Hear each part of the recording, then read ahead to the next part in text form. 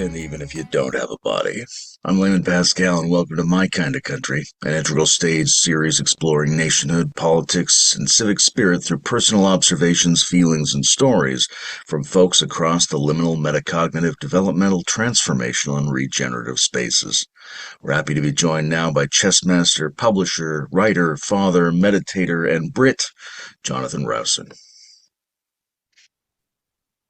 Put the recording on. The idea here is sort of to treat people who are working on wisdom, operating in metacognitive, developmental, transformational, and regenerative spaces as kind of like probes into the experience of being part of a nation, being part of a civic spirit. Uh, right? There's politics involved, but it's not analytical so much as it is your personal experience. How are we, as a kind of overlapping set of communities, living through the experience of nation and politics? Right, right. So I think an interesting place to start is, for a guy like you, do you think of yourself as patriotic? Do you have love of country? Is that something you experience Mm, phenomenologically? mm. Phenomenologically, wow. No, no. My quite strong emotional reaction there is no. It's complex, as it often is, because some nations and nation states have a sort of, let's say, a greater clarity about them. I am British by virtue of my passport, and by virtue of the fact that I've lived in the south of England much of my adult life. But I'm actually Scottish by birth and family, and I represented Scotland for many years in the chess world when I was playing as a chess grandmaster. And now I'm a Londoner. I've lived in London for 15 odd years now. So all of these things are in some ways British, but none of them really feel like they're a matter of patriotism. They're all a different kind of belonging. Yeah, none of them are about patriotism. I'm actually more, in a weird way, more nationalistic than patriotic. And that goes against the conventional wisdom, which is that it's fine to be patriotic, just don't be nationalistic. But I think that actually misunderstands these terms. Yeah, how I would think you the define those terms? well, I think I think to be a nationalist in a straightforward sense is to believe philosophically that there are such things as nations. Now, these can be social constructs, of course. They can be part of our collective imaginary. The nature of the reality is not a simple matter of geographical boundary, nor is it even a geological matter of mountain range or river or ocean or whatever. Or it's not even language, nor is it even religion or tradition, or, there's no single causal factor that makes a nation a nation. A nation is something about, I think, I forget who it was who said it, but it's a claim to identity on behalf of a people. And in that sense, I'm Scottish, not really British. I identify with Scotland as being my home country, my nation. There is such a thing, and in terms of the distinction, I would distinguish between healthy and unhealthy nationalism, first of all, before getting to patriotism. I think healthy nationalism is that, look, we'll come back to the nation state because that's arguably a modern construction and part of the problem. But the nation as such is something like the soul of a people. It's something about the interiority and the intersubjective experience of belonging to a people. And when I'm in Scotland and I pass the border, and I often take the train up from London, I'm doing that in a few weeks, I sense I'm coming home, and that I belong to that nation and all that that means. So nationalism for me is a sort of lightly held conviction that nations have a kind of reality, that there are such things as nations. They're distinct from states, they're distinct from cities, they're distinct from regions. And what gives it this sort of status claim of nation is a complex question, but it's something about, as I say, the shared felt sense of interiority, identity, and intersubjective reality that binds people together. and I feel that in Scotland. I don't really feel that in Britain, and as you probably know, these terms are a bit slippery because you've got Britain, Great Britain, United Kingdom, British Isles, England, Scotland, Wales, Northern Ireland.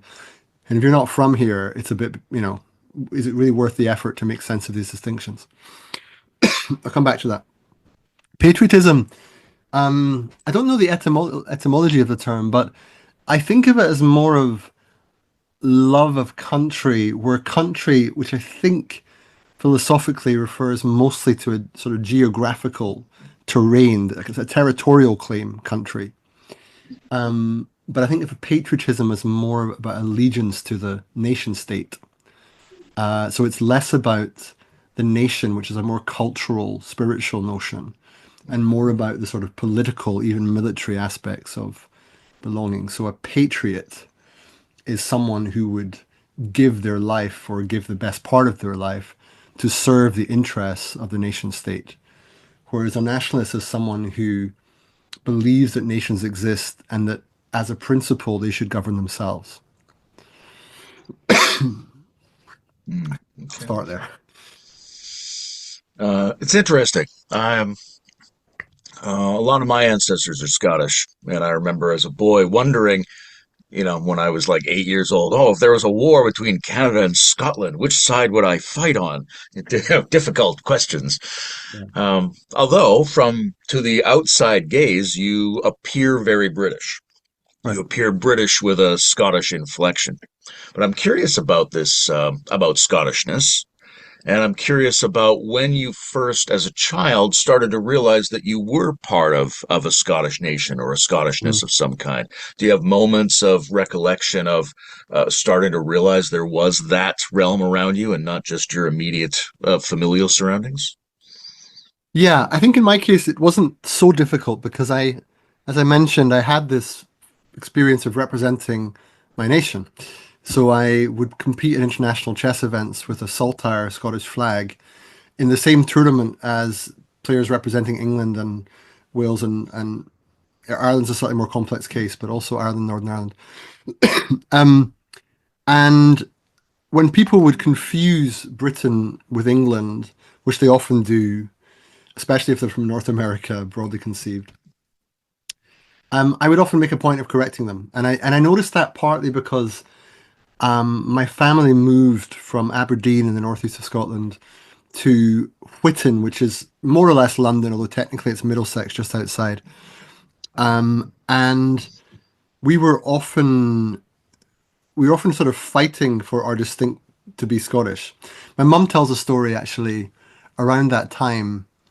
It wasn't actually when she was in that part of the world, but when she visited the US, she was talking to people and they said, "Oh, how lovely, you're from England."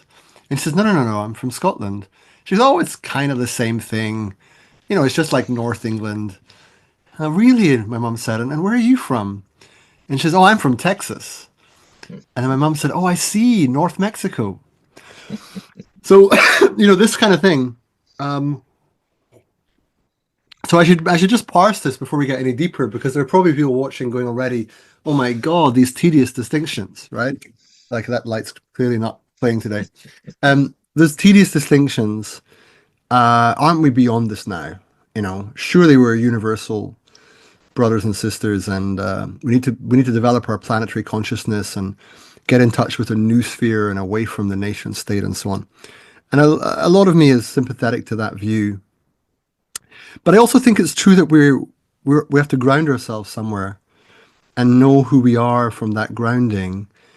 And I don't think the grounding has to overly determine our sense of global or planetary solidarity. It it's merely a way to situate ourselves so that we have a view from somewhere. And I've decided that for me, I'm a Scottish Londoner who is British by passport, but my allegiance is my sort of my sense of home is in a city, and my sense of national belonging is in a country, a few hundred miles away.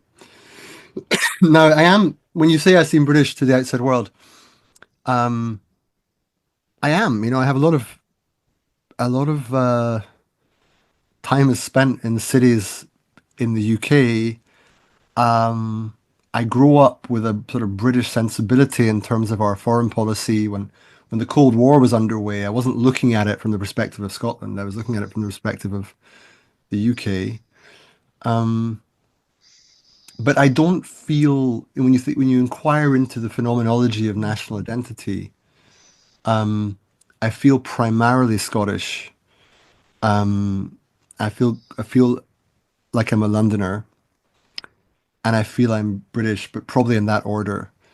I may even feel European before any of that. I think Britishness, personally, and this is not a view that's shared by everyone, is mostly a sort of short-lived, and by short-lived I really mean 300 to 400 years, cultural construction that supported empire and the Industrial Revolution and the creation of certain institutions like the BBC and the NHS, and that is still holding on. And there's still some who fight for the British Army, love the British flag, even identify with the royal family, and it will probably stagger on for a bit longer yet. But I don't sense there's any real sort of, how would I put it, sort of primordial, indigenous, generative wellspring of Britishness waiting to arise. I feel like it was a construct created by empire for empire, and it was perpetuated through colonialism, and it did well in the 20th century, and so far it hasn't done well in the 21st. I mean, right now our British economy is struggling relative to other industrialized countries. And then the whole fandango with Brexit, and that's another conversation. But that was, in some ways, the last gasp of Britain trying to assert itself as something distinct and worth protecting. But most people I know feel that was a huge mistake. So do you feel like there's a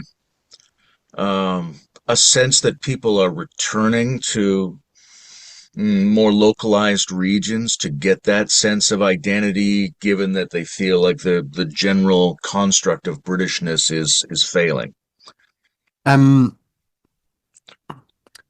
Not where I live. I live in London, and the way to understand the UK, if you're not from here, is first of all, don't conflate it with England because it really bugs people. Well, it doesn't bug everyone, but it bugs those who are not from England if you're part of the UK. Um, the UK is a political entity. It's the sovereign nation state that comprises the union of primarily England and Scotland, but also Wales and Northern Ireland, which is a weird geopolitical entity that's a kind of sort of binational region because it has Irish elements and British elements. And yet it's not just a region, it is a kind of nation, at least, and it also has state-like apparatus, much of which is quite closely linked to the EU. So it's its own thing. Um, but the way to understand it is, although those are officially the four nations, London is like a fifth nation. To be a Londoner is to be part of a great global city that where most of British financial and political and cultural power resides. Now, arguably too much. If you compare London in terms of population and wealth relative to the rest of the country, to France or Germany or Spain or another comparable country, we're much too centralized. So I don't say it as something, a badge of honor that we have this feature, only that it helps to make certain sense of certain things that happen in the UK. A lot of people who live in London, I think this is actually a stat on the demographics, that most people who live in London were not born here, and also that the non there's a majority of people who are not even British by, I'm not sure, by birth. I need to check the data, but it's a city full of people from all over the world. Um, so when you ask me what people feel about localized identities, I have an area here. You get sort of you get sort of hyper localism, right? You get your street, and then your area around the park, and then your school region and so on, school district. So identify with Putney, which is a place in southwest London, has the river and several parks. It's where my children go to school, where I've lived now for over a decade. But London, when I come home here, I do feel belonging. And I think there's no way to speak about nations now without two moves, at least in a liminal, integral kind of context. The first move is to question the suitability of the nation state for the challenges of our times. Recognize that the nation state as a construct has not always been there. We're talking about this sort of piece of Westphalia. My mind's losing it a bit, but yeah, the moment in history where we decided to have nation states, and that's sort of the way forward. And then they gradually came into being, and then through decolonial process, lots of places that were never nations were just suddenly told that they were, and they had states, and it got very murky, very confusing. But it's not as though there's anything sacrosanct about the nation state. It's just a historical artifice like any other. I feel that's quite different from the nation, though, right? Because I feel the nation, because it connects to soul, connects somehow to the human story and the existential journey of being here. But the nation state, I feel, is arguably on borrowed time, and that we're looking for forms of governance that are more cosmolocal, more bioregional. I'm interested in the creation of parallel policies or parallel polities, where people actually create maybe their own currencies and their own way of allocating resources because they can't just entirely escape from the jurisdictions they're in, but nonetheless to create prefigurative cultures with different forms of political arrangement intrigues me. So that's one thing. The other thing is just the internet, and what that does to your sense of belonging. There is no liminal nation, Layman. But if there was, you and I would probably belong to it. There is, however, these patterns of association and identity that are not land based. They're affiliation, sensibility, disposition, interest based. And that's a new pattern of belonging, an entirely historically new one. And I don't know what it means for such things to have political power, but it feels as though that question hasn't really been tested yet. What it means to represent a group across national boundaries and say we're fighting for the interests of these ideas, these people, but we can't do it at a national level. We have to do it at a sort of international or planetary level. Arguably, that's happening already on climate activism and so on. But I think the question of the nation state needs to keep these two things in mind. One is, how does the internet change our sense of who we are? And secondly, what happens when you realize the nation state may not be fit for purpose? Someone said it was too small for the big problems and too big for the small problems. What follows, if anything, from that? What follows for your sense of national identity also? I wonder if it might mean that nation becomes an almost entirely cultural notion, and the state has to somehow disassemble and reassemble in more localized ways. Localized but digital. This is why the term cosmolocal Yeah. is kind of interesting, because somehow it's the both and either or dynamic again. It's on the one hand, you can't just deal with local problems locally because there's now this planetary context, global supply chains, and so on. Ecology doesn't respect boundaries, nor does technology really. So you can't just be local, it's foolish. But equally, you can't expect to act just nationally as if that was sort of a valid unit of activity, because everything is now thoroughly interdependent and cross-pollinating.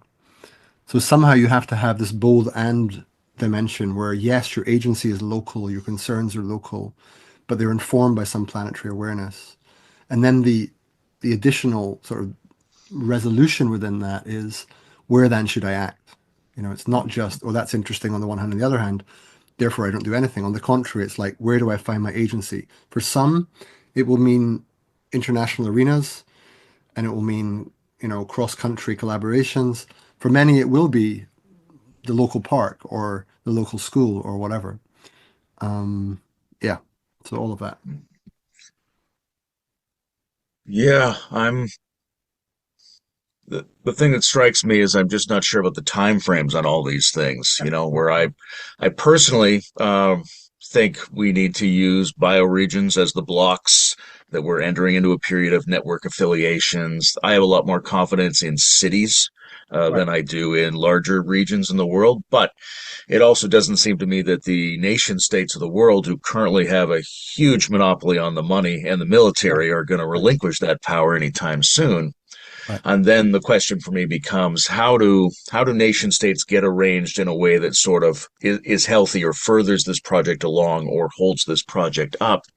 And sometimes I think of that as a kind of a parity, maybe not a parity, Mhm. but a right relationship between the nation part and the state part, between the bureaucratic military social apparatus and the spirit of the people.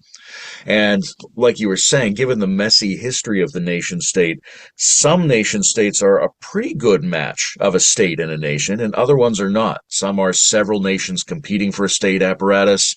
Some are nation spirits like Quebec and like Scotland to some degree, who Mhm. have some degree of bureaucratic Mhm. autonomy, but still feel like they need that statehood. They need that extra move. How Mhm. do you feel about that when you think of yourself as a Scot? Do you think Scottish state independence would be something that furthers both the nation of the Scots and also the planetary project, or is it kind of irrelevant? Yeah, it's a good question, and it's been part of my life now for a decade or so.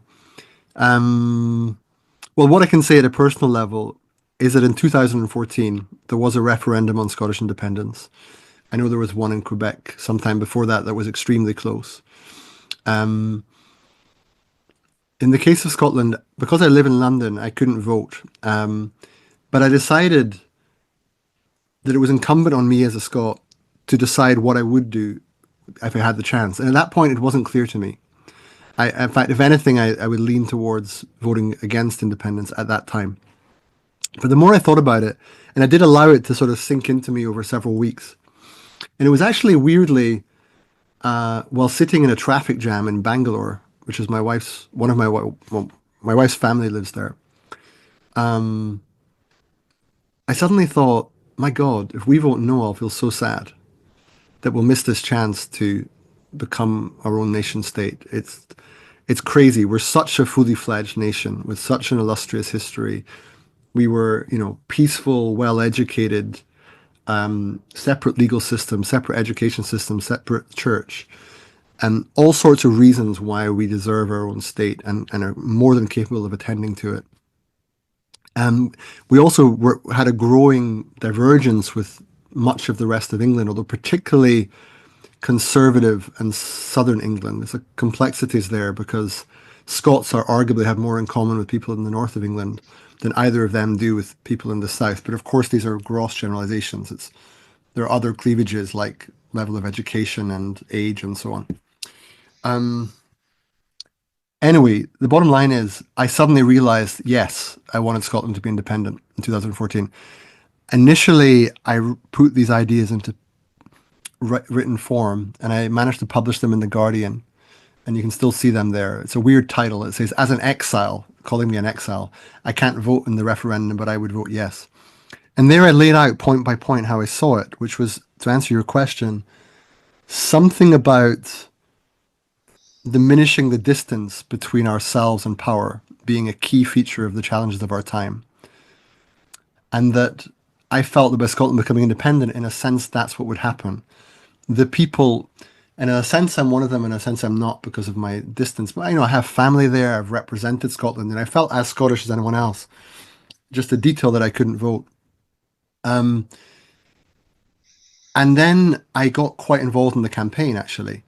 One night there was a debate between the recently deceased leader of the SNP, Alex Salmond, and the leader of the No campaign, Alistair Darling.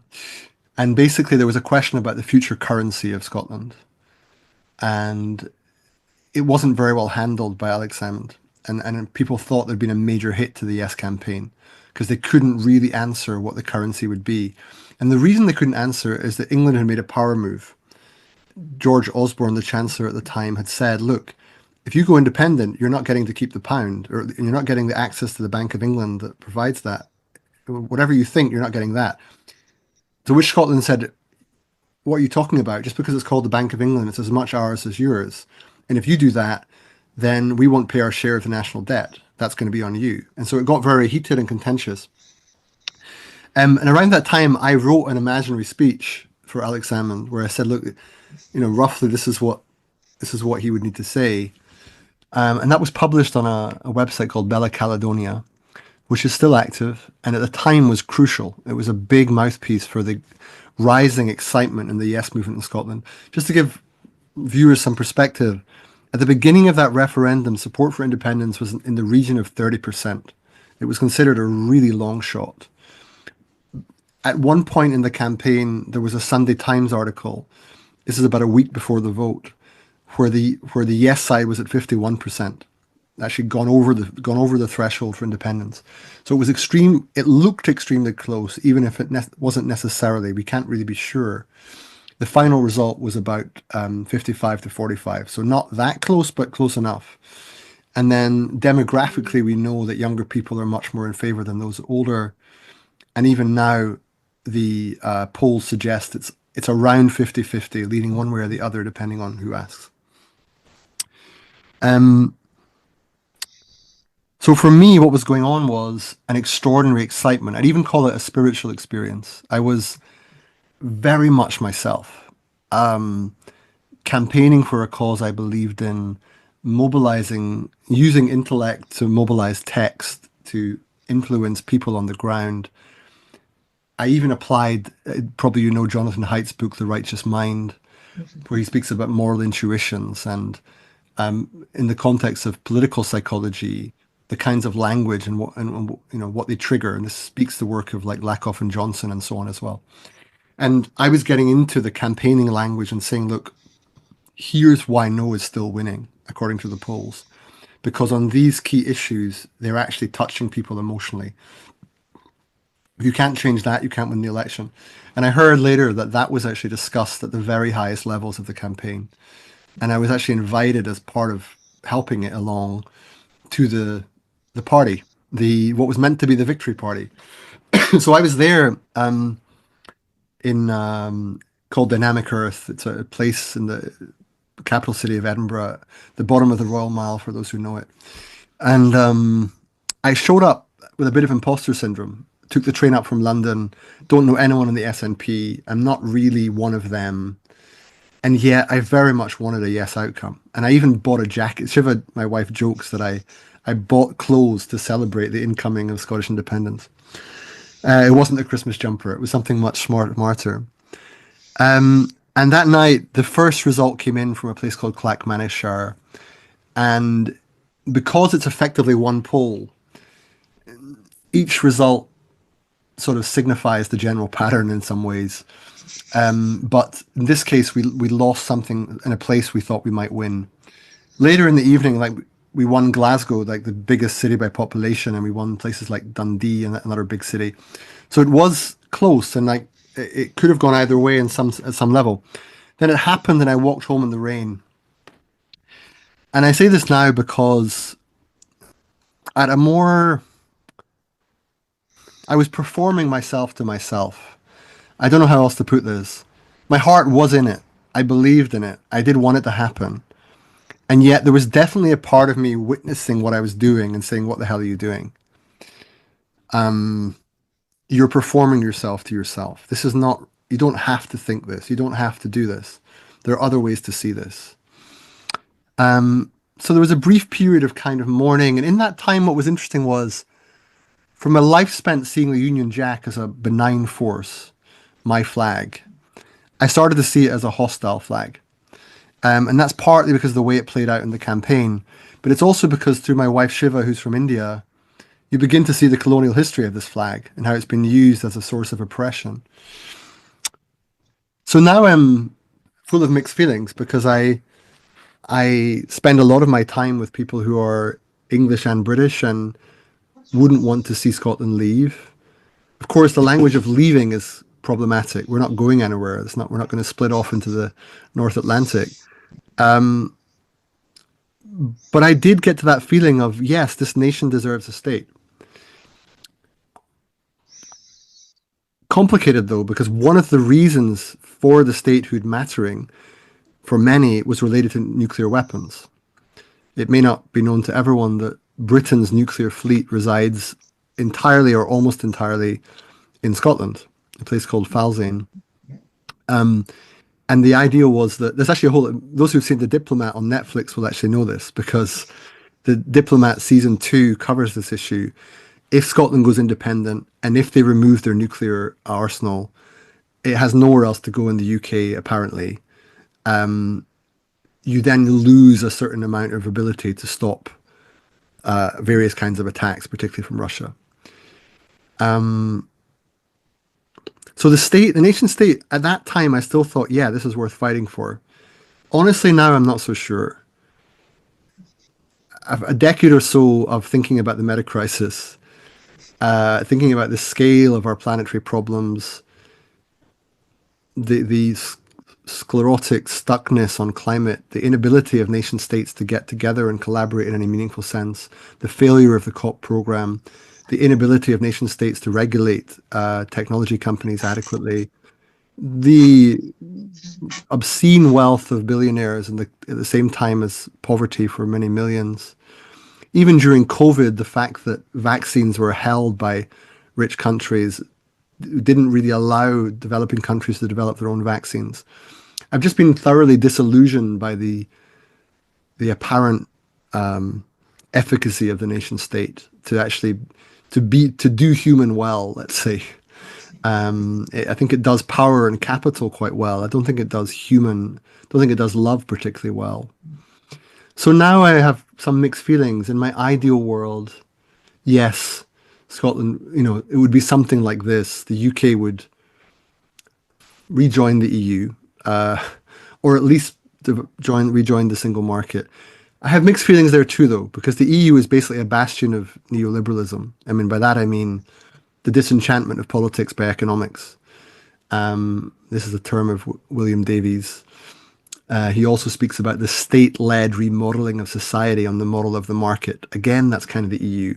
So some think of the EU as Beethoven and beautiful cultures and French baguettes and German sausages and, Swiss ski slopes and so on. No, well, not Swiss because they're not part of the EU, but, let's say Spanish siestas, whatever. But it's, Europe's this wonderful bounty of cultural riches. And it is that. But at a political level, the EU is a power player like any other. And they fight for their privileges. They fight to protect their wealth. So I have mixed feelings even about rejoining the EU, but I do think it was a mistake to leave. And I do think access to the single market is just economic sanity. But at the same time, I think we have to get beyond economic growth. So I don't know how to parse that either. And then in that context, if Scotland were to somehow secede gently with the gentle approval of its neighbours, how wonderful. But at that point, I'd be all for reorienting to a different kind of governance entirely. And if it is bioregional, Scotland has no lack of bioregions. It's kind of a very, very rich landscape, more so than most. So yeah, it's a bundle of confusion, Layman, but that's kind of how I see it. Yeah. I'm thinking of something that's, I'm sure, more pertinent to Londoners than it is to the Scots, but maybe it's relevant there too. And it's not exactly the immigration question, but it's more like, what is the actual role of demographic homogeneity in grounding a nationhood? Right, right. Very good question. And well, you're Canadian, so you have my thoughts on this in the sense that um, it's possible to have quite strong, robust, lightly held, creative, generative national identity that's full of diversity of various kinds. But but but that works when things are prosperous. What's unclear is whether it works when economic challenges happen, when military challenges happen. I think Ukraine's a very interesting example of this. When the war or the invasion happened, and I already knew Ukraine reasonably well, having visited Kyiv for one of the Emerge events and staying in touch with some of those people as friends and so on. When the invasion happened, it felt quite personal. You know, I was closer to it than some. And I got thinking about the nation of Ukraine and the history of that. And Timothy Snyder does a wonderful job of the exposition of this. And anyone who hasn't watched his lectures on Ukraine, which he delivered at Yale but are freely available online, they're really worthwhile. Even if you just watch the first one, it's really quite something. Because what was extraordinary was quite a lot of Russian speakers in Ukraine. And they're no less Ukrainian for being Russian speakers. And yet Putin was trying to make this argument somehow that if you're a Russian speaker, you somehow belong to the Russian world. It doesn't really hold, like, any more than speaking English in Canada makes you American. It's it's a falsehood. But some people lazily fall into it because they want these simple categorizations. The other thing that's going on is, a lot of different ethnicities in Ukraine from quite a complex history, but what they share really is this ongoing commitment to be a nation. That what makes the nation is the political commitment to make it so, and the cultural vitality that's engendered by that commitment. This is why I think for a nation to really work, it needs some kind of political expression. Um, and that's what Ukraine had in its own political institutions. And the reason I mention that now is that in the context of the UK, one of the problems we have is that England, the biggest nation in the UK by some way, it's something like it's between 85 and 92% of the population. I forget exactly. I think it's like 92 odd percent of the population. Um, it doesn't really have political institutions as a nation. It has as, local assemblies and mayors and various other things like this. But the only way that the English nation really expresses itself is in football and rugby and the Commonwealth Games. Otherwise, it's all British. So if you're an English person, your political expression is not English but British. And that complicates matters because it doesn't really allow England to have a healthy nationality. What ends up happening is that it's expressed as a kind of frustration against external powers, anti-immigration sentiment, anti-EU sentiment, and so on. You need good political institutions for the national expression and national cohesion to work. And I think that is the case regardless of cultural homogeneity. I don't think you have to be all the same color or speak all the same language, but I do think you have to have a shared investment in your civic, cultural, and political life. And that's where the nation is created and sustained.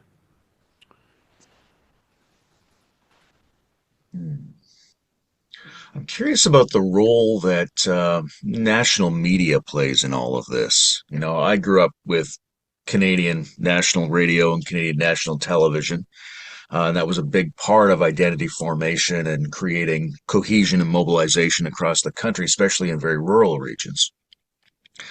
But there's not a sense now in Canada, particularly among people who are under 50, that they have that same trust in the CBC that they used to. And part of that is, the corporate hollowing out of those institutions, and part of that is the arising of new forms of digital media and communication. I'm curious, whether there's trusted Scottish media, which is something I don't know, but Mhm. mostly I'm curious about how you feel about the BBC. Is it Mm, something you mostly trust or are mostly mm. suspicious of at this point? Um, yeah, mixed feelings. So in terms of my life as a whole, the BBC has been a huge asset, a boon. I've been on it several times, especially on the radio. Um, I listen to it quite a lot on the radio. On TV, it's still my go-to place for reliable information. I recognize it as a major part of our soft power abroad. It's a great British institution, and in that sense, I'm proud that it's part of my life in that way. However, it's also true that during the Scottish referendum, I saw it quite differently. I suddenly saw this very pro-establishment bias, protecting a kind of power that's not perceptible day by day, but it is a kind of inherently conservative framing of events where Scotland trying to become independent was seen as a kind of renegade, subversive, seditious activity rather than a natural expression of self-determination of a people that chose to join a union and now chooses not to be part of it, or didn't actually in the end, but in principle. Um, so I think the BBC is still broadly trustworthy, but another way of putting it, to give another conceptual register on this, you're probably familiar with the three horizon model. It's kind of simple way of simple form of futures thinking, in which the first horizon is broadly about the status quo and the present, and the disposition in the first horizon is mostly managerial. It's kind of solving problems and keeping things as they are. And the second horizon is mostly entrepreneurial. It's kind of initiative and innovation, trying to change things to some extent, but not always succeeding, and sometimes being brought back into the status quo, but sometimes moving towards the third horizon, which is kind of vision and the sort of imagined future, the sense of possibility, different world entirely. Now, the problem with the BBC is it's very Horizon One. It dabbles in what I might call H2 minus. It dabbles in, oh, look, here's an interesting new thing happening, and here's how it will inform the things that are currently happening. But the problem I have with the BBC is it doesn't really have much by way of imagination of other worlds. So I haven't seen on the BBC any extended discussion of the futility of indefinite economic growth. I don't see people challenging the Chancellor on what her understanding of ecology is that would allow her to have a policy platform that's premised on growth, or challenging the idea of green growth, or questioning why, when we don't respond to the major UN reports on climate change, why that's happening. Looking a bit more deeply at the deep patterns of inertia and stuckness that characterize this problem. It's in that sense a very culturally conservative institution that's not really helping us create new forms of governance and culture required to adapt to what we're learning about how we're destroying the planet and how we're destroying our infosphere. So it needs to be more adaptive, let's say. But I'm still broadly a fan, It still produces some amazing material. So, Hmm. There's a question here I'm not quite sure how to form. As Canada's cultural layer is very thin, right? An old building here is 70 years old. So but we don't have a lot of, I mean, there's an option going forward to try to incorporate more of the indigenous history and experience of the land that we're on. But there's really not a shared deep history in this place. And I think when Canadians, maybe North Americans in general, look at Britain, we have a kind of envy. We think there's more culture spirit there than we have, and that it both goes deeper and is more instantiated in practices. Maybe some of them brutal, but practices that have been going on for a while. And I think there's this sense that puts the culture in deep and allows there to be a layer of ambivalence and flippancy and critique on top because you can count on that deep culture. And in the North Mhm. American system, because it's not as deep, we're a little bit more concerned about how Yeah. it shows up. right? So I think when Interesting. I hear British commentators about their politics, they sound savage to us, Right, right? right, right, Every British person I know, oh, we don't care about the monarch, this, but right? And I'm right. like, is that the truth, or is that veiling a much deeper cultural commitment? Right, right, right, right. Well, I like the question, and I've had experiences that make me understand the question. Colleagues of mine, or not exactly colleagues, but associates, people in a similar field, um, from North America. I think it probably applies to the US more than Canada, but to some extent both. We detect here an earnestness that we find quite amusing. When people take themselves seriously in their endeavors to try and save the world from itself and so on. And it's not that we're flippant or that we're nihilists. It's just that like you say, the culture maybe is a little deeper. And so it builds up these layers of self-reference and irony that mean that we can't take ourselves that seriously. And to do so looks absurd. We're very conscious of the potential for satire. Um, and I do sometimes find, speaking very broadly of North America, and of course I know that technically that includes Mexico, which confuses things a bit. But yeah, I sometimes feel there's a we say that people in North America don't get irony. It's not always true. It's certainly not true of you and many others listening now. But as a generalization, it's not a bad one. And I do quite a in my writing, like even Benita Roy, whom we both know, she's commented a couple of times that sometimes there's a shift when I write, and I suddenly go into a very self-deprecating, quite ludic mode that's quite different from the rest of the propositional content. And for me, it feels quite natural to move into that layer. And now this might be because of the hundreds of years of history that we somehow imbibe or pick up by osmosis. And then maybe you're right, maybe I hadn't thought of it that way before, but there's a kind of safety in having seen it all before that we don't think we're making it up as we go along. We're sort of conscious of sitting on many decades of felt sense and experience so that when we dare to suggest something that might solve a problem, on the one hand, we're serious. On the other hand, we already know it's a bit ridiculous. And so a lot of what we do, it is in that sense maybe meta-modern. It's a kind of serious play. But you also get British folks who are quite earnest and quite, you know, straightforward in that way.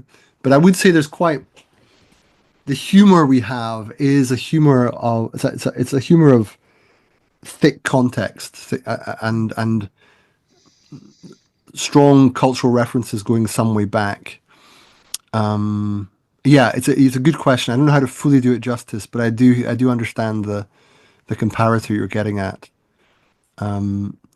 They say sometimes that Brits and Americans are two people divided by a common language,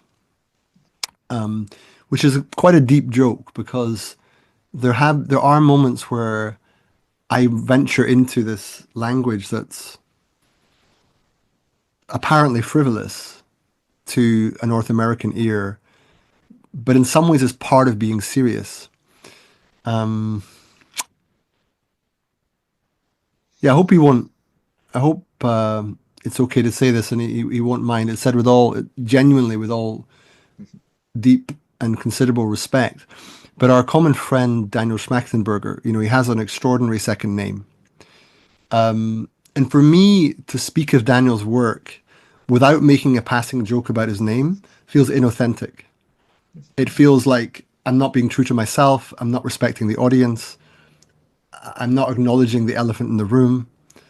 And I can do that without any loss of fidelity to the extraordinary intellectual power of his ideas and the enormous effort he's made to acquire them and communicate them. It's not at all an act of disrespect. If anything, the opposite.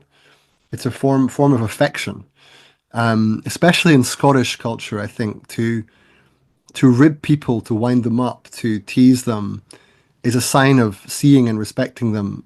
Within reason. Of course, there's bullying and so on, But if you, it's almost like if you don't do that, you haven't yet befriended someone.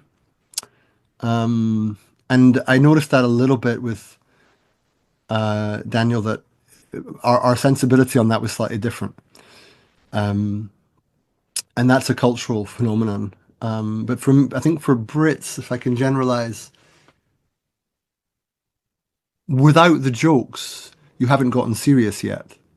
It's something like that. It's if you go straight into the seriousness, you're already absurd. You need the jokes to establish the serious context. You have to get them out of the way. You have to. They're a kind of an initiation of some kind.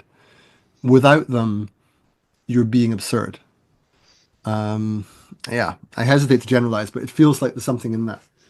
Yeah, I appreciate that.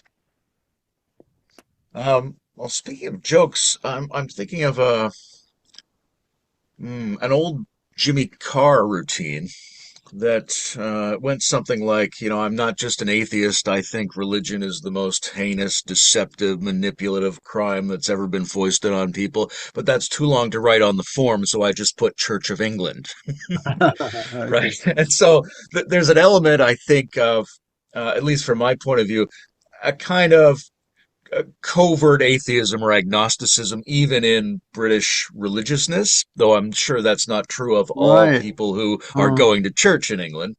But what do you feel like the role of religion in nation spirit is over there? I mean, obviously, when I grew up, my heart was really moved by the imagery of Celtic Christianity, right. right? Religion did play some kind of role in the British Imperium. What role do you think it has now, could have, religion? It's an interesting time to ask. Um, so there is a sort of pre-Roman pagan druid kind of Britain that I don't know that well. I have a colleague friend called Kim writing a book about lost goddesses of Britain, and she's trying to go through the stories of particularly ancient sort of feminine heroines that we've lost sight of, but they're there in our collective mythology if only we know how to bring them back to life. So it goes back deeply like that. But it's I mean, obviously we're ostensibly a Christian. I'd say we're ostensibly a Christian country in the sense that there's still representation of for bishops in the Church of England in the House of Lords, our second chamber, which many people think is scandalous and has to change, but it's there. Um, we have a growing Muslim population. I don't know the figures, but it's not insignificant. It's there. And then a lot of people would identify as being no religion now.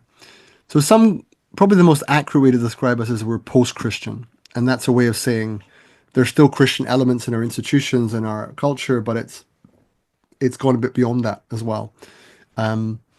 However, we're speaking at a time of an apparent Christian revival. Paul Kingsnorth, who's an English writer, was one of the co-founders with Dugald Hine, another English writer, of the Dark Mountain Project, which was essentially a sort of reckoning with civilizational collapse movement. Paul Kingsnorth now lives in Ireland, but I say him because he writes as a sort of a Christian, somebody who discovered Christianity quite late in life. And apparently there's this, a lot of our celebrities are finding Christianity. I don't know, the social scientist in me is not persuaded. I see a few anecdotes. I don't see a underlying empirical phenomenon at the moment. Um, but nonetheless, certainly a people are becoming religion curious again. At the same time, I notice in people below a certain age. Well, actually, the first thing I say is I can think of somebody who was rebelling against their parents who were themselves quite new age by becoming Christian. You see all these kind of different phenomena now that were unthinkable a little while ago. Um, Look, I mean, the old tropes are still there that Christianity shapes the culture with its recognition of the sanctity of the individual, which originates in Jesus and the idea of the human soul and so on. And then the our rule of law is grounded in a Judeo-Christian ethic. And then many of our rituals, like the family meal and our holiday calendar season, are all kind of Christian. So it's still there. I don't find we're a particularly secular country. I mean, I've been to Sweden, for example, where I really feel it's almost painfully secular sometimes. In the UK, I think there's still quite a lot of pockets of religiosity, quite a lot of animistic, paganistic, druids and witches and nature trails, and there's also shops with astrology and tarot and find your crystal to ward off evil spirits, and quite a lot of that still here. If you visit any major city or even some aspects of the countryside, it won't be completely secular. I can't really speak for people under 30 with any great confidence, but I do wonder how what it means, how they're being formed in that way, what their spiritual influences are, what religion means to them. I suspect a lot of them will see it primarily as sort of unjustified authority. And the messengers of the religion, because they tend to be older, they may just not identify with as much. But then, of course, we do have this weird thing in the UK, well, actually in England, not in Scotland, I think. I'm not totally sure about that, but anyway, we have this religious education program where there are church schools, and in effect, the way it goes is roughly the state schools in England are not that great. Of course, there are exceptions. Many of them are great. The private schools tend to be quite good, but not everyone can afford them. So for many, the only way to get to a decent school is to go to church. And they even use the expression, let your knees pay the fees, by which they mean you pray for 2 years and then you get your child into school for 6 or 7 years, ostensibly because you're a religious family. Now, this happens a lot. This is not that uncommon, and it's known as a kind of open secret and a bit of a scandal. But it sort of suits the church because they have a chance to do some formation, and it's part of their outreach. Sort of suits the parents because it's good education, but it does mean a lot of public money goes to a certain religious sector that could go more broadly. So it's considered by many to be questionable, at least. But yeah, I would say we're not an outlier in this sense. We have lots of different traditions living alongside each other, some resurgences, some fadings away. But I don't think secularization is biting particularly hard here. If anything, it's the opposite. It's actually losing some of its force. Interesting. Um, British prime ministers. There Hmm. was a kind of unprecedented string of conservative prime ministers, some of whom appeared quite clownish and incompetent. Right. But there's a new administration there now. What's your sense of that? How is that starting to unfold? Huh. So we're now in politics proper, but I mean, gosh, I mean, recent political British political history has been quite embarrassing, painful to live through. Um, I mean, I don't know how far back we should go, but I could say that when I was growing up, the there was Margaret Thatcher was in power a lot of the time, and she's probably quite a well recognized figure. And then she left, and sort of John Major was in power, and he was a nice enough guy, but he presided over a party that had lost its way and had run out of energy. And then Tony Blair came into power, and he was a very charismatic, excellent communicator, and he inspired a lot of people like me who were younger, thinking, "Wow, he's a really impressive guy." And that went on for a while. Now, admittedly, he was riding the wave of a fossil fuel economy and like significant levels of economic growth. Britain was very cool at the time. London was a particularly wonderful city to be. We were part of the EU. We were leading the global conversation. There was a lot of prosperity. I don't want to overplay that, but it was certainly a relatively good time to be British. Then the decision to invade Iraq happened. I was actually a student at Harvard at the time, and I remember feeling this was actually part of the Scottish story because I think the view was that were Scotland to be independent, we may not have voted to join the war in Iraq. It's complex, but we may not have done. And I didn't like the fact that this was happening in my name. I felt I disidentified with Britain as partly through the decision to invade Iraq. And I remember going on the marches in Boston and so on. 1, 2, 3, 4, we don't want your fucking war, all that kind of stuff. So I remember that quite vividly. And I went off Tony Blair in the process, although I still respect him. Even now when he speaks, he's a significantly higher caliber of communicator than most. Bill Clinton might be a comparator, just in terms of verbal fluency, leaving aside anything ethical or political. And then Tony Blair had an agreement with Gordon Brown that he would take over, and Gordon Brown took over for a short spell. Then there was an election. There was a coalition government between Conservatives and Liberal Democrats. That ended badly for the Liberal Democrats, and the Conservatives did well out of it. And then they got elected with a majority, which meant that they carried on with the Brexit vote, which really shouldn't ever have happened. And it certainly shouldn't have happened the way it was designed. It was really written in a way that it was assumed that the Brexit vote would be lost. No real consideration was given to what happens if people vote yes. If you compare it to what happened in Scotland, there was a massive green paper laying out in detail, if we vote yes, this is what happens next. This is the policy prospectus. This is roughly what you're voting for. None of that. It was just a complete blank check. Now, I say that because that informed what happened next with all of the Conservative prime ministers. There was a kind of vacuum in the Brexit space where this massive decision to leave our major partner, economic, social, cultural, political, military as well, but principally economic partner. And no one knew how to do it. And initially, Theresa May was in charge. She had voted to stay in the EU. So she wasn't really the right person to lead us in our attempt to leave. From a sort of liminal web perspective, I could really feel Theresa May's developmental limitations. And that's a kind of grandiose thing to say, but I could really feel it. She was unable to really find her own inner voice, her own sense of what was right. She was clearly just trying to navigate the social surround. And it didn't really work. She couldn't please everybody. She couldn't find her own conviction. And then there was a kind of logjam in Parliament. Theresa May had to resign.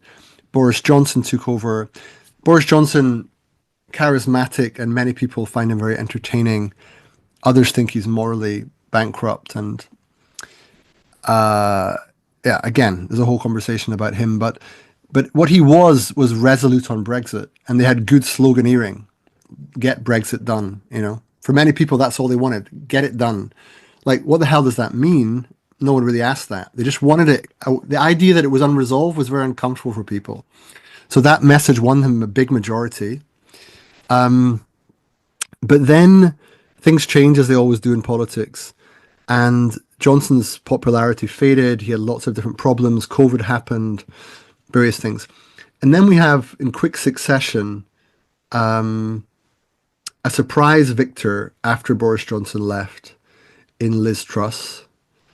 And then she had a very radical economic plan that the markets hated, and Britain became significantly poorer overnight, basically. The UK PLC lost a lot of trust. It looked like a much less reliable place for investors and so on. And then she was replaced by Rishi Sunak, who kind of looked competent and had a certain degree of calm after the storm, but didn't really have any significant political vision beyond hanging out a few times with Elon Musk and trying to be some kind of tech savior. There wasn't much going on there. And then there was an election, and Keir Starmer won, who's from the other major political party, the Labour Party, the party of Tony Blair and Gordon Brown that I mentioned earlier. Now, on the one hand, this was a huge relief because the experience for many is of decades, well, not quite decades, but many years of conservative mismanagement of the country. Now, I've become a bit post-political in the sense that I recognize you can have good conservative governments, good conservative leaders. I'm not like one of these anti-Tories at all cost. Um, but nor am I instinctively Labour. You know, I didn't grow up in an industrial heartland. I wasn't part of a trade union. So I judge it on their own merits. Keir Starmer as Prime Minister and his Chancellor Rachel Reeves, whom I happen to have a little bit of a spiritual connection with just because she used to be a chess player. But honestly, the two of them are out of neoliberal central casting. Their only real policy prospectus is that we have to somehow grow the economy. And they don't have a particularly clear vision to do that. They're not willing to contend with the mistake that was Brexit. They're not willing to say we should find a way to rejoin the single market. They consider that politically off limits. They're trying to please everybody. And they're quite assertive about what they're doing. But already Starmer's opinion ratings are very low. They're I forget the exact figure, but he significantly lost popularity after only about 3 months. It's been a very bad beginning. Um, and I think the main thing I feel about them is just they're just so like painfully unimaginative. There is no third horizon at all. There is no real reckoning with metacrisis at all. There's just technocratic bluster and trying to survive the day. And I think people can feel that. So, on the one hand, great to be free of conservative mismanagement. And yes, there was some hope for a new administration. But where there is no vision, the people perish, as the Bible says. And it feels that way at the moment. There isn't really enough intellectual energy to give us anything to believe in. And the country is also much poorer. So, what we need is the courage to correct the mistake we made in leaving the EU. I think we need some kind of national conversation that's about finding Britain's place in the world as a climate leader with lots of renewable energy, which we're well placed to provide. I think we need some kind of story of our national culture that's not just British nationalism, which is what Keir Starmer tends to trust in. I think British nationalism is inherently passe. Not, I was going to say archaic, but it's not that bad. It's passe. It's, it doesn't make that much sense emotionally anymore. Whereas I think if you can find political institutions for England that work and allow Scotland to be Scotland, England to be England, and so on, and of course there's lots of cross pollination and people working and living and marrying in all countries, but somehow getting beyond this rule Britannia crypto colonial mindset that still permeates the British political culture, recognizing that really we're a medium sized European state that needs to find its way in a world that's in a great degree of peril, and get over this false British pride and discover a pride worth having. Something like that. Nice. The the kinds of challenges that nation states are starting to face now and will continue to face for the foreseeable future, ecological, technological, huge multinational economic players, it's very difficult for traditional nation states to hold their own with all Yeah. those challenges going on. We see China perhaps doing a pretty good job of that in some ways, but through a lot of authoritarian and top down moves that we don't necessarily appreciate. And yet, it may be that that's the way to go. I mean, a constitutional state with bicameral legislatures, these things were set up to be a check on the power of the executive. But when you look at Britain today and you think, well, this thing's got to be dynamic and it's got to be agile and adaptive facing all these challenges. It may have to make big moves and it may have to make them quickly. Uh, does it require increased executive control? Do nation states require something like that going forward? That's a challenging question. because I want to say yes and no. Mostly, I want to say no. I think because well, we all have to contend with where our hope comes from, right? Um, the principle of universal suffrage that defines democracy in in the last, at least for most countries, 50 to 100 years or so, is a noble principle and one we should continue to fight for. But the value of it depends upon access to a good education and a free press that works in the interest of the greater good. What you have instead is an education system that mostly fails to teach the kind of media literacy and critical thinking required to be a functional democratic citizen, and a press that's mostly plutocratic, serving capital interests, right? In that context, universal suffrage is, well, it's a vulnerability because it's so susceptible to manipulation by hegemonic power. What does that mean? It means that the main democratic challenge is a kind of radical democratization through the infosphere, which by which I mean media and education. So my hope comes from somehow a sort of civic renaissance in which people are interested in world creation again. They're not in the consumerist trance. They're not so exhausted by their jobs and their caring responsibilities that they can't show up as citizens. Now, that's not easy. To get there, you need maybe a certain nudge from enlightened employers giving time off to be something other than a worker and a family person.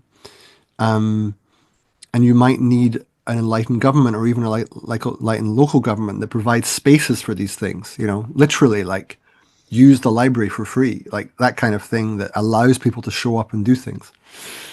So I place hope in that kind of deliberative, mutually formative process. And this goes back to theorists like Alexis de Tocqueville, who spoke about the moralizing power of participation.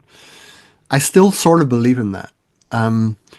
What I don't believe in is leaving people more or less alone for 5 years and expecting that democracy will serve you once every 5 years.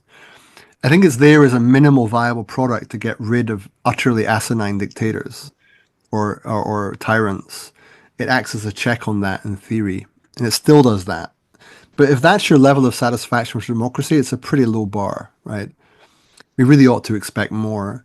And look, the question is, what does ecological collapse mean? Like, leaving aside how bad it is and where it's going to hit hardest and whose responsibility it is, what it means is that business as usual is not okay.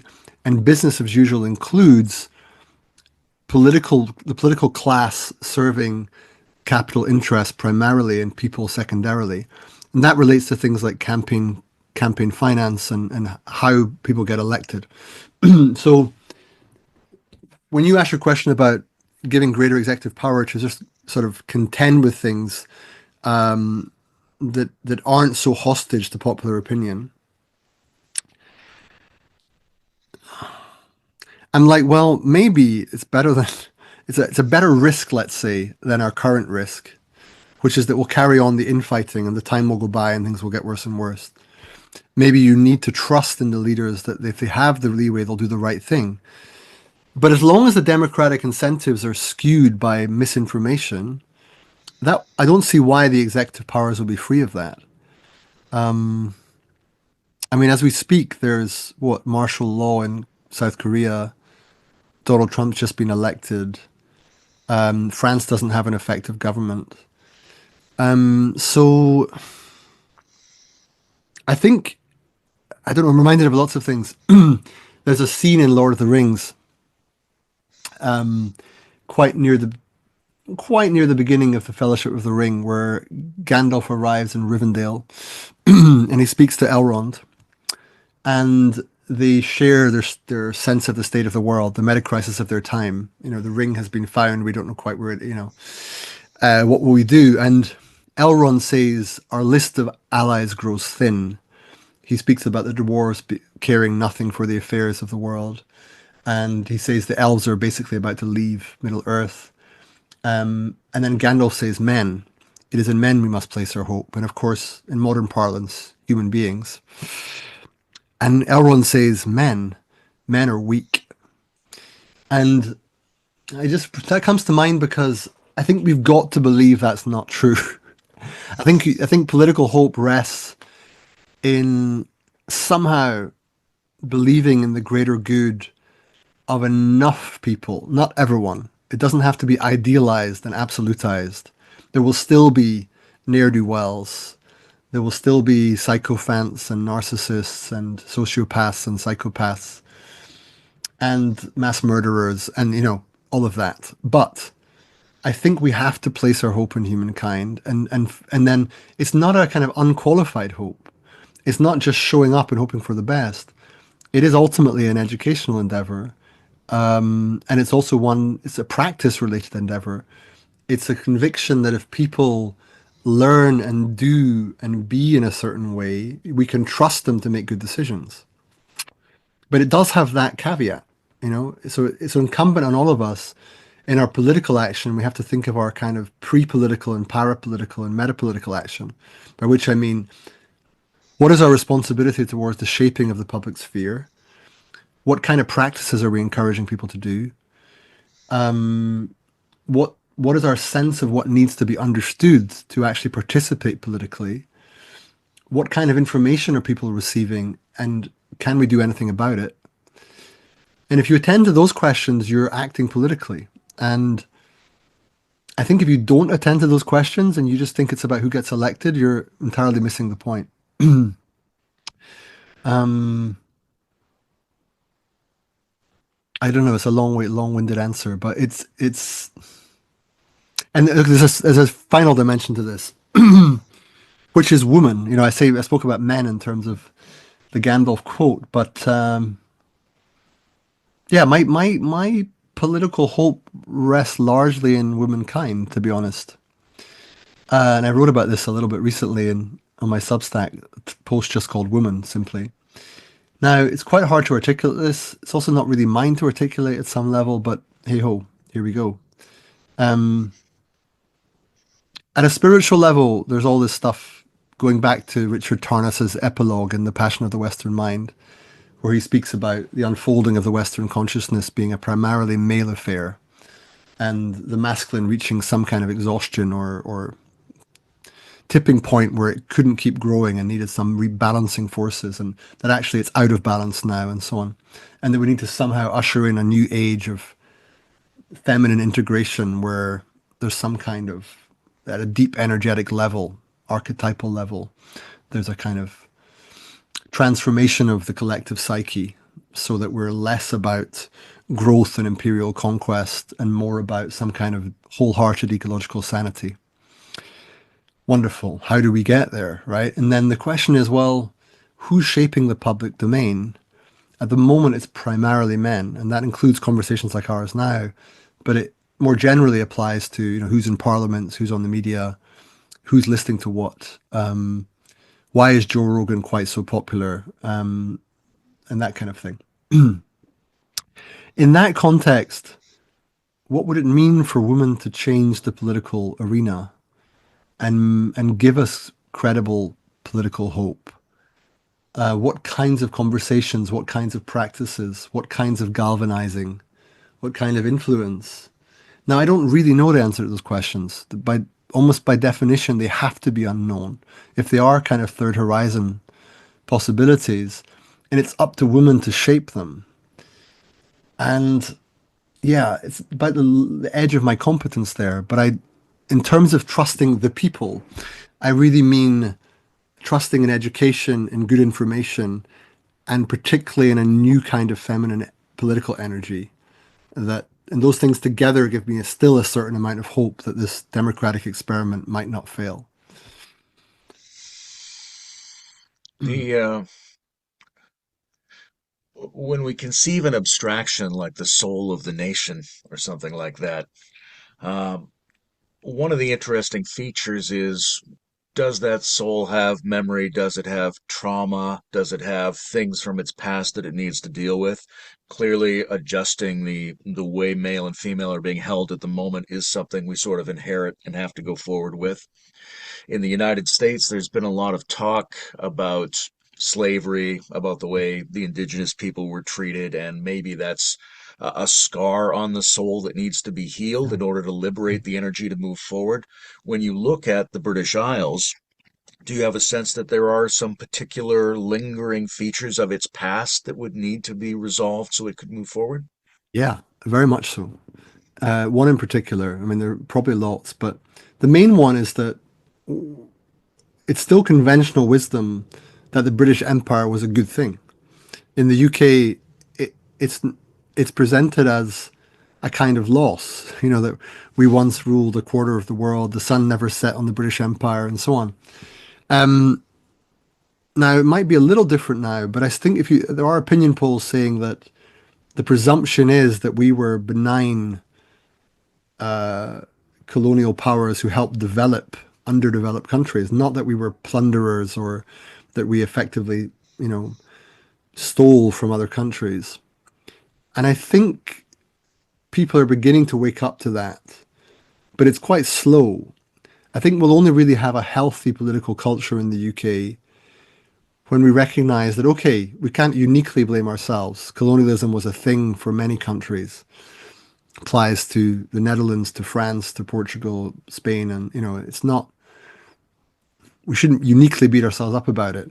But I think the other countries, because they've all, in one way or the other, been on the losing side of wars. I mean, it's always complicated, but problem with the UK is it's never really lost a war. Never had that sense of capitulation and utter defeat from which you have to regrow. So the national psyche still has a certain amount of hubris about it. And I think part of overcoming that is a public education on what colonialism really meant from the perspective of those who were colonized and what was lost and what was stolen and what was destroyed. That links a little bit, for example, to the work of Vanessa Andreotti or in her book Hospiting Modernity, because I think part of the reckoning is even the Industrial Revolution we present as a positive thing. Now, look, it kind of was a positive thing, in some ways. But if you take away slavery, colonialism, and the fossil fuels driving the Industrial Revolution, and there's not much of the UK left, right? These dark shadows are a big part of what shaped our national psyche. And mostly we don't attend to them as they are. We have an idealized notion of them. So colonialism is a kind of cultural grandeur and a kind of yeah, it's a grandiosity. It's like we are this big thing. We are this influential great power. Slavery was just kind of explained away as, well, that's just what drove capitalism at the time. We weren't any different. But the British slave trade was right at the epicenter of things, going from Africa via the UK to the US very often. And again, we don't really contend with that as being our problem. We speak about the US having a slave problem, but a lot of it came through us. And then fossil fuels and the Industrial Revolution. Well, look, you know, I'm not anti-modernity. A lot of poverty was overcome, and a lot of lives were made much bigger and more pleasant as a result. But the coal and later the oil that led to these things happening is part of what caused climate change, and it's part of the ecological reckoning we're now facing. So I don't know what it would be like to have a national public conversation about these formative influences on who we've become. And I don't really want it either to be a kind of shame fest, you know? I don't want it to be about atonement, really, because most generations, including my own, are sort of born into it, not really directly complicit in it. But we are complicit insofar as we don't question the prevailing wisdom that these were somehow benign things.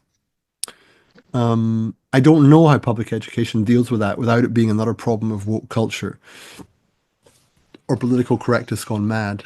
Someone the other day called me post woke, and I was weirdly proud of that. I don't know what that means, but it sounds like it's about right. So I yeah, I think that would be the kind of conversation I'd want to see. And it would be wouldn't be just negative. It would be alongside, like I say, some of the lost stories of the country and the vitality of it that's lost under this cloak of colonialism. So yeah. Okay. I see we're coming to the end now, so last question. You are a father, and you're a fellow who thinks that nation, soul, and groundedness and being from somewhere is an essential, maybe even sacred part of participation in the planetary context and in the resolutions of the future. How do you think about your son relative to nation spirit? Is he being raised as a Putney Londoner, or how do you talk to him about Uh, nationhood? What's going on there? right. Well, I have two sons. So Ah, Kailash is 15 mhm. and Vishnu is 9. Their mother is Indian, so that's already a big influence on their sense of identity and location. It's become unaffordable to go to India every year, but we go maybe every 2 years. Um, they visit Scotland maybe twice a year, and they live in London, and have other visits the rest of the time. I think they're mostly Londoners, but I don't think they're particularly English. I noticed that in the recent football competitions, Karish would lean towards supporting Scotland over England, which meant weirdly meant quite a lot to me. Although I recognise it for the silliness that it is as well. Um, yeah, I think what do I want them to feel? I do want them to be acquainted with these parts of their origin story, India and Scotland, and I want them to feel at home where they are and to understand what London means as a great global city, but also a city of empire and dominance from the past. I want them to have some kind of critical historical awareness. Karish is studying history now and doing quite well. Vishnu asks great questions all the time.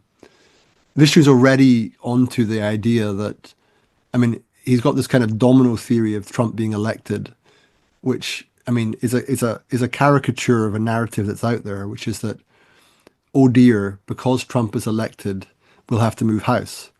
And I said, oh, why is that? This is a 9-year-old's logic. He says, well, as I understand it, Daddy, from the things you've told me about what I've seen on the news, it says Trump will basically not provide American weapons to Ukraine.